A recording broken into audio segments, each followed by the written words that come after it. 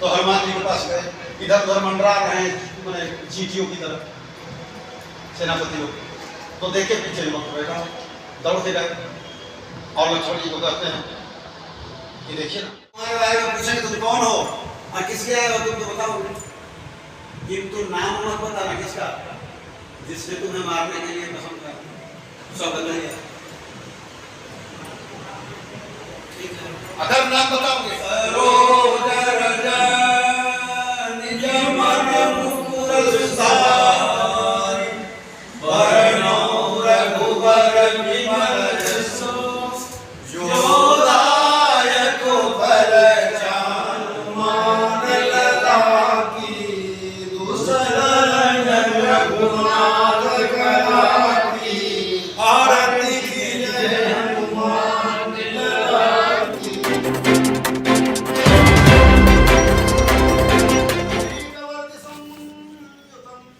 हनुमान जयंती पर अरुण ई मोटर्स में विशेष पूजा अर्चना का हुआ आयोजन।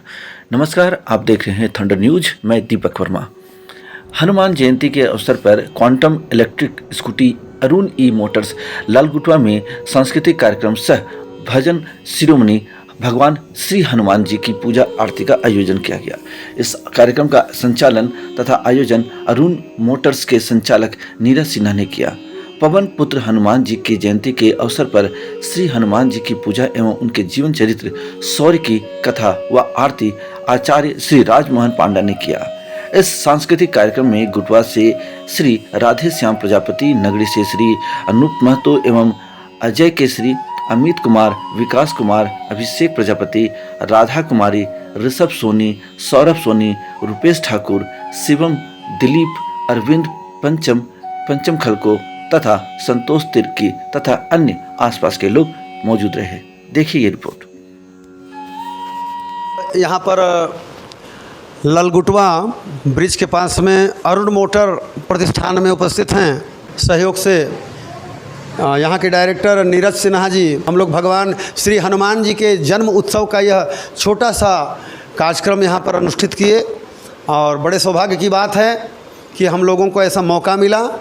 और मैं ये संदेश देना चाहता हूँ कि इस कार्यक्रम को करने का एक ही उद्देश्य है कि गुरुओं में गुरु हमारा भारत देश और शक्तियों के खान श्री हनुमान जी भगवान की भक्ति की कार्य को उत्साहपूर्वक हर्षित मन से उन्होंने किया।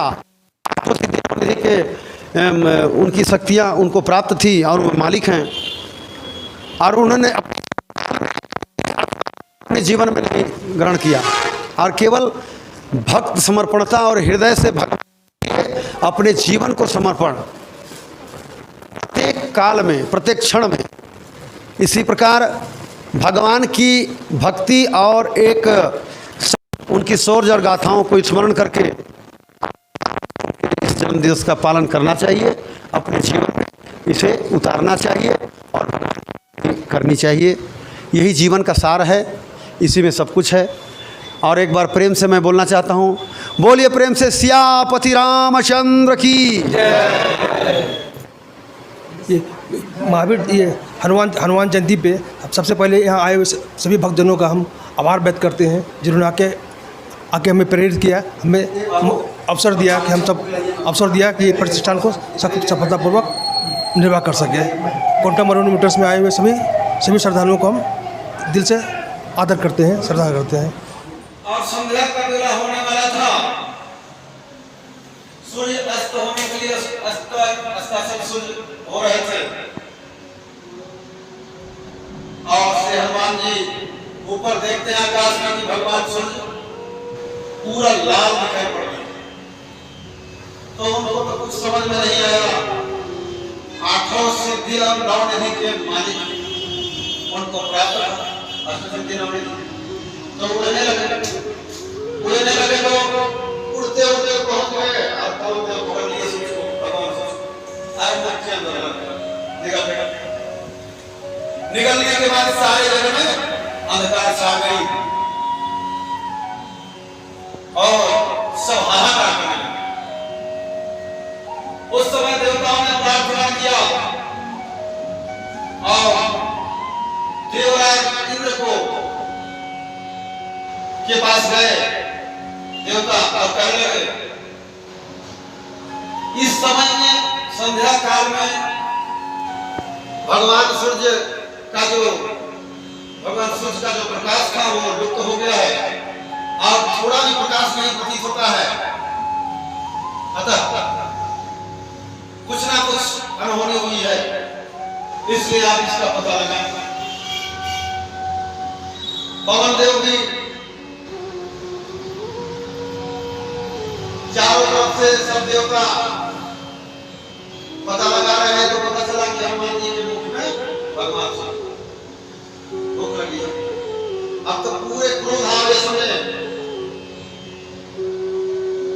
इंद्र देवता आप देखे ना जाओ उन पर वज्र का प्रहार कर दिया।